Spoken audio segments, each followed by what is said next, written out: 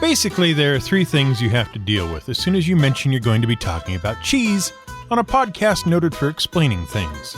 Like the one you're listening to right now, for instance. The first thing you have to explain is why the moon may or may not be made of green cheese, and just what that means anyway. And really, that whole idea comes down to one thing: a fable. See, in a number of cultures around the world, a variety of moral stories have formed around the idea of a very foolish person being tricked by someone who is not quite so foolish into exposing themselves as the fool they are. Usually this is in a form similar to the story about the fox and the wolf. In this story, the fox has been very clever indeed and already tricked the wolf once into going to a celebration where, upon arrival, the human attendees beat the wolf to within an inch of its life. The wolf escapes, but comes looking for the fox as revenge for nearly getting him killed. The fox, however, explains that this isn't his fault. No, sir. It's the fault of the wolf's father, who, years ago, promised to help the humans gather food for a similar party, but when the time came to celebrate, Papa Wolf ate all the best bits himself. So you can see, says Mr. Fox, they're still upset, and quite reasonably so. Maybe you could make it up to them and repay them with fine food, and then they'll let you join the festivities. The wolf thinks this is a brilliant idea, and that very same night follows the fox to a well. Now, this well is set up a little special, not like your usual well. See, there are 2 ropes on either end of the windlass and 2 buckets, one attached to each rope. The fox hops immediately into one bucket and down it goes. The wolf, perplexed, insists the fox explain what it is doing. "Look in the well, wolf," says the fox. "Do you not see the great wheel of cheese here in the bottom?" And the wolf looks in, and sure enough, there he sees a big yellow wheel of cheese. "Come down and grab it," says the fox. "It's far too heavy for me to lift." And so the wolf hops into the other bucket, and down it goes very quickly, while the bucket the fox is in is just as quickly wound back up to the top, where the fox hops out. "Wait, how am I supposed to get back up?" asks the wolf. At which point the fox delivers a suitable lesson about being gullible and thinking that moons reflected in the bottom of wells are wheels of cheese, and abandons the wolf to his fate. Now, as we said, there's a whole host of stories that have similar elements: moon, water, reflection, cheese, and gullibility. And eventually, they are refined and reduced until they become a popular shorthand way of pointing out someone's foolishness. He thinks the moon is made of green cheese, you might say. The green in this case isn't about color, though. It's a reference to the degree of ripeness. Unripe cheeses are often milky white or pale yellow. Over time, the phrase becomes so commonplace that it loses its original meaning and becomes what we know it as today, a fanciful way of explaining the composition of the moon. The second thing you have to explain, because otherwise people will come out of the woodwork at you saying you forgot it, when really you just left it out because the explanation is in a million places and you just have to go look, is Little Miss Muffet. As we all know, she sits on a tuffet, which our first grade teacher dutifully explained to us was just a name for a lump of grass, eating her curds and whey. Now, spider nonsense aside, curds and whey are the 2 things you get when you curdle milk, by adding either an edible acid or rennet to it. We'll explain rennet in a bit, but for now, curds are the coagulated fats and proteins found in milk all bunched together. Whey is the liquid left over after the curdling has happened. What you are left with is something similar to, but not exactly like, cottage cheese. And really, you know almost everything you need to know from that alone to make your own cheese. The third thing that has to be mentioned, if not outright explained, because once again, people will jump up and down and fill your comment section with posts pointing out how there's this really funny comedy sketch you really have to see, even if you're already very familiar with it and decided it was just too obvious to mention. It's the Cheese Shop sketch from Monty Python's Flying Circus.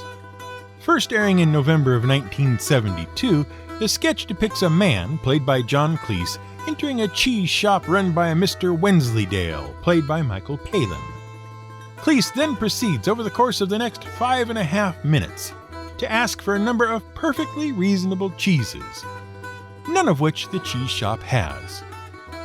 The real curiosity here isn't the bouzouki playing or the increasingly pathetic excuses for not having any cheese, It's the sheer number of cheeses, albeit with one ringer, that Cleese is able to request. Most of us can barely think of a half dozen cheeses before we run out. And at least one of those probably isn't even a real cheese at all. Who knew there were so many?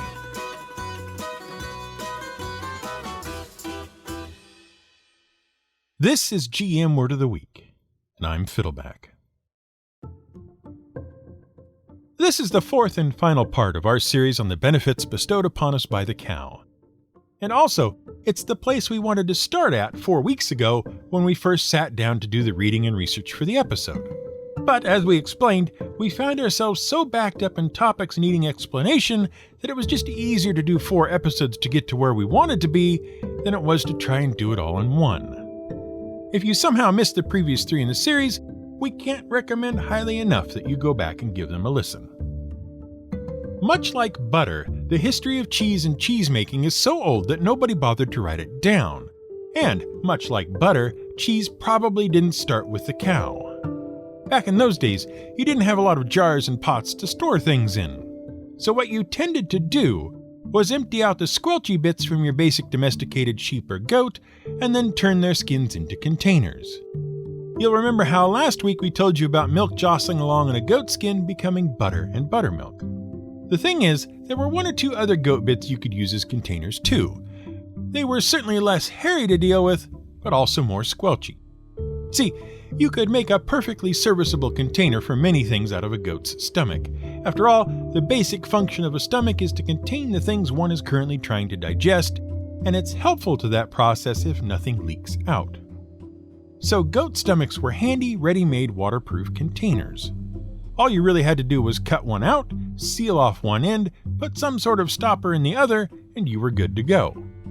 Which is what many of the earliest proto-civilizations did. Unbeknownst to them, though, at least at first, something different happens if you put milk into a stomach-based container than if you put water in. The stomach of ruminant animals, that is, animals which eat plants and then digest them via fermentation, usually they have more than one stomach chamber and chew cud like your basic goat, sheep, or cattle, ruminant animals produce an enzyme called rennet in their stomachs. This rennet is particularly useful to young animals because it causes milk to curdle. This means the milk stays in the young animal's system longer because it is harder to digest, and therefore the calf, lamb, or kid has a greater opportunity to extract nutrition from it. So when you put your fresh goat's milk into stomach storage, the residual rennet inside gets busy making the milk curdle. The rennet separates the casein, the main protein in milk, into curds, hence curdling. It all just sort of clumps up into blobs that group together. What's left behind is the whey, the liquid portion of milk. And you, just as little Miss Muffet did, can stop right there if you like, and eat your bowl of curds and whey on any convenient lump of grass you happen to have to hand. Just keep an eye out for spiders. However, you may find it a little bland, and it does tend to spoil rapidly, especially in warm climates. Which is why salt, which you may recall from our long ago episode on it, is usually added as both a flavoring and a preservative. From there, it's a very short step to your basic cheese. All you have to do is squeeze. By compressing the curds, extra moisture is removed and the curds are encouraged to stick together into the usual forms one associates with cheese. The more moisture removed and the more tightly packed the curds are, the harder the end product is.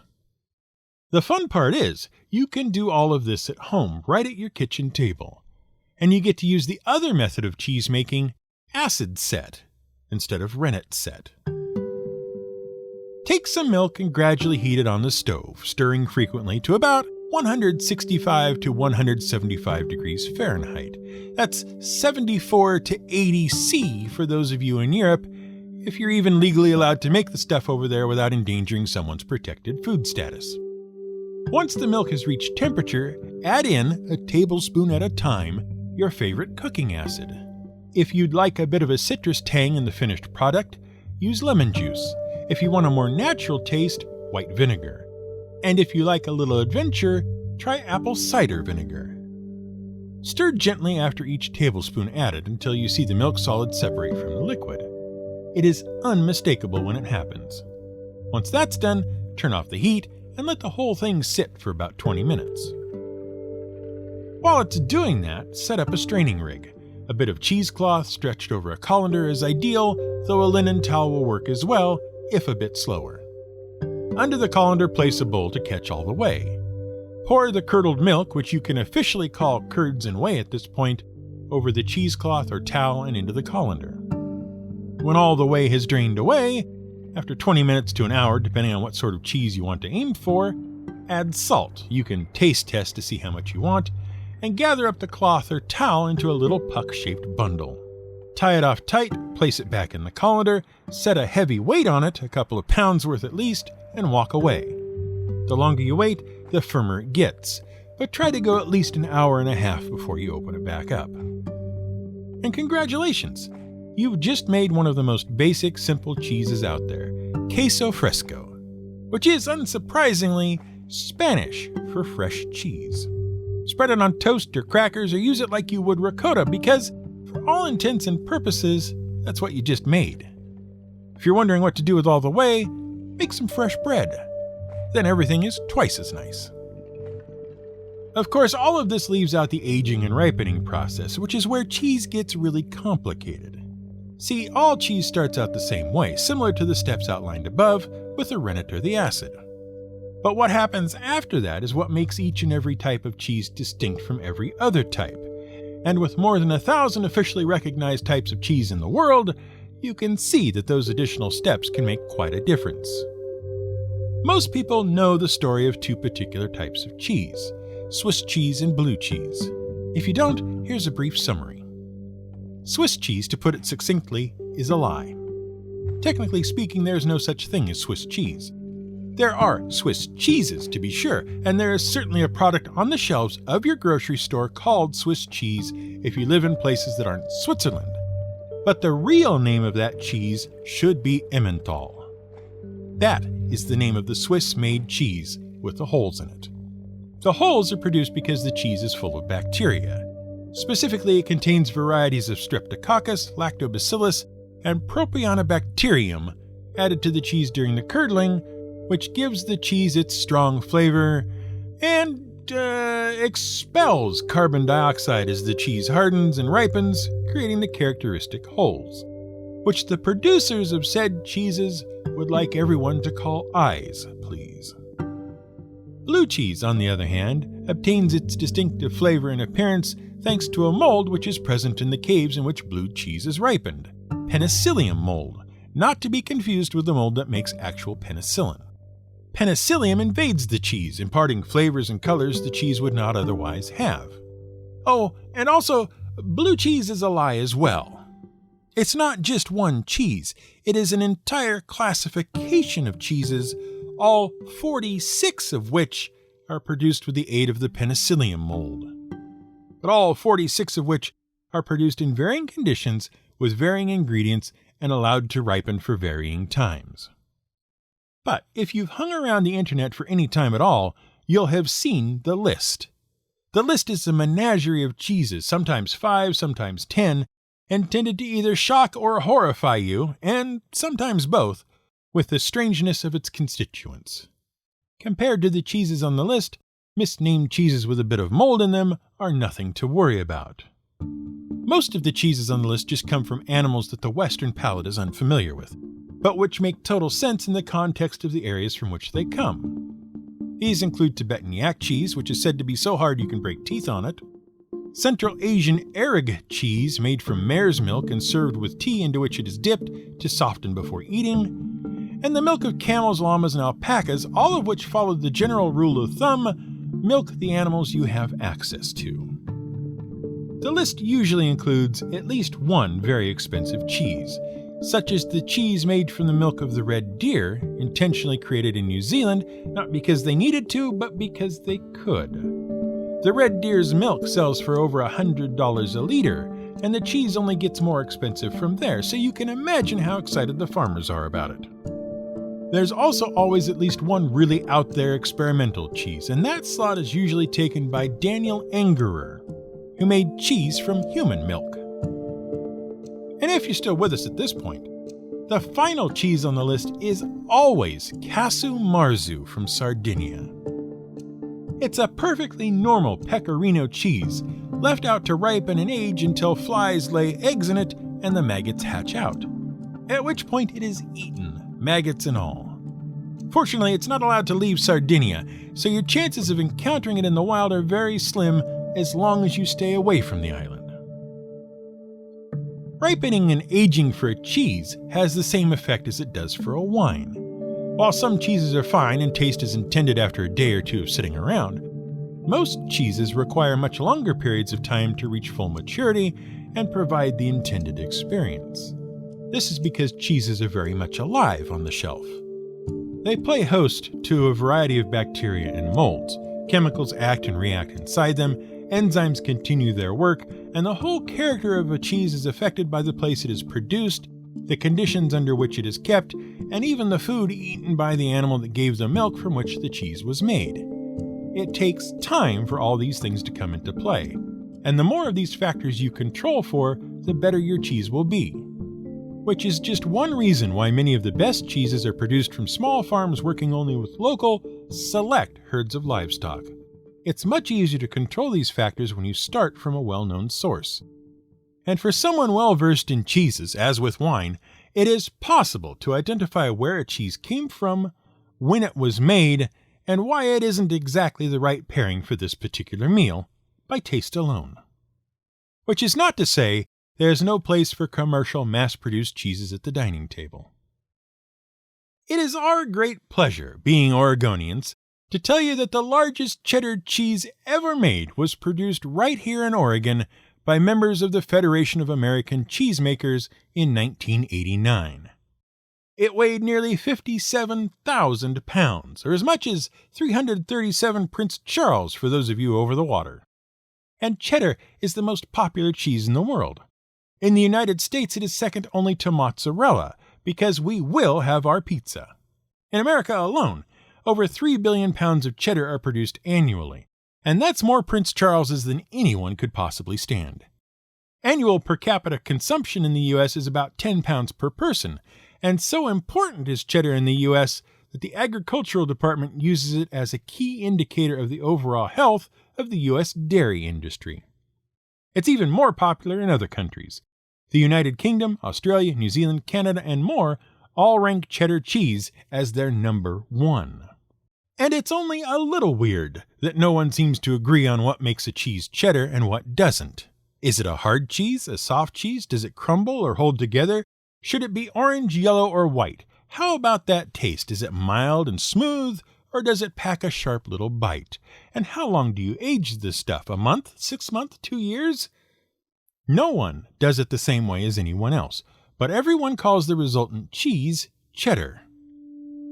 Which is fine, because what really makes cheddar cheese cheddar isn't the color or flavor or any of that other stuff. What makes it cheddar is the process by which it is made, which includes a step called cheddaring. As the milk is curdled and the curds come out, they are allowed to settle and firm up. The resultant loose brick of curd is then cut into smaller pieces with the moisture content of the now cubed curds being determined by their size. The curd is then cooked and drained, removing more moisture. Then the process of cheddaring begins. The curds are cut once more into large loaves, which are stacked on top of each other to force more whey out of the curds. These stacks are rotated and built up on a very precise schedule every few minutes to continue to drive out whey, adjust acidity, add flavor, and create a dense, often crumbly texture. Once this process is complete and the whey has reached an acidity of between 5.1 and 5.3, the loaves are cut up again into half-inch pieces, salted, and molded into new loaves which are wrapped and set aside to age. Depending on the sharpness of the cheese desired, this can take anywhere from 2 months to 10 years. It's the cheddaring process that makes cheddar cheese cheddar regardless of anything else. Which does nothing to explain what in the world is going on with cheddar-flavored processed American cheese. Or is it processed American cheese food? What's going on? And what's the difference? And how come people say it isn't a cheese? Well, it is a cheese. Sort of. More accurately, it is several cheeses. You make American cheese by collecting up the scraps of other cheeses you've made, but weren't quite the right size or shape to package and sell. Usually these are cheddar, Colby, and a few bits of other cheeses you might have around the place. You begin by washing them up and throwing them in a vat, which is then heated until they begin to melt together into one homogeneous melted cheese mix. This produces a cheese that is smooth, uniform, and melts easily. If you make it from more than one kind of cheese, you are required to label it as processed American cheese, because while each of its components was made in a traditional cheese-making manner, the final product was not. If you add other dairy products to the final mix, like cream, milk, whey, or buttermilk, you have to call it processed American cheese food. And that's it, really. That's what the big to-do is all about. It's cheese, just not cheese as we traditionally understand it to be made. And there we go. That's our series on cows and the things which they provide us. If you're wondering about things like leather, take a look at our earlier episode on leather armor, which didn't exist, but at least allowed us to talk about leather craft. It's pretty amazing to see just how essential the basic cow has been to the success of the human animal, and just how much of a contribution they've made to us.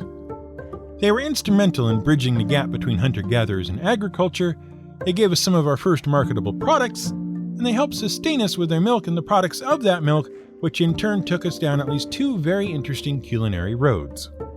And thanks to the cow, we came up with vaccines that help keep us healthy and help us recover when we are ill. When you think about it, we owe a lot of what we are to domesticated cattle. Maybe say thanks next time you see one.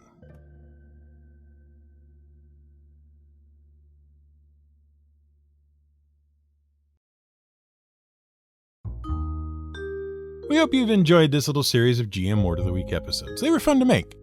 As quarantine and isolation restrictions ease, we hope you've found the opportunity to get out and about more and enjoy the out of doors in a safe and responsible manner. Even if you're the indoor type, it's unlikely a bit of fresh air will cause you harm. Have a lungful or two and then pop back inside. It'll be okay. This week's shout out goes to Rory Weston of Canada, who said some very nice things about us on Apple Podcasts. We're happy to hear the new episodes please you, and we'll spare you the embarrassment of hearing us attempt to pronounce your precise location. Thank you for the kind words. If you'd like a chance at hearing your name read out in the episode, all you have to do is leave a rating and a review where we can find it somewhere on the internet. Preferably wherever you get your podcast episodes from, since that makes the most sense. Good or bad, we try to read as many as we can find. If it's really good and you've made the show a regular part of your week, why not consider supporting the show on Patreon? For as little as $1, we can hook you up with transcripts and early episode releases, and you can help the show grow and improve. It's really very simple, and you can find out how to go about it by clicking the yellow banner at the top of our website at gmwordoftheweek.com. We look forward to seeing you there.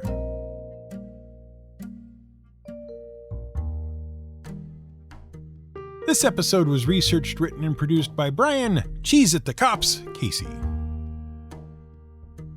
Music for this episode came from Blue Dot Sessions and Epidemic Sound. Bouzouki's are hard to come by. How can anyone govern a nation that has 246 different kinds of cheese?